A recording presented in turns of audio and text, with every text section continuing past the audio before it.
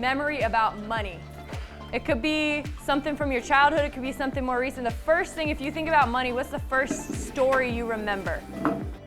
Next Prep is a 4-year program that starts in 9th grade, and the goal is to help students identify different pathways that match their income, education, and life goals. And so that starts by understanding what those goals are and what those pathways are. So our workshop today is all about money and how careers and income and education intersect.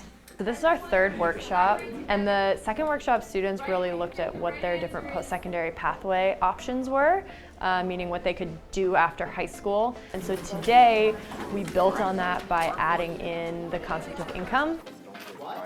So we reviewed the post-secondary pathways with a game we call Grudge Ball, where students are shooting a trash can ball or a ball into a trash can.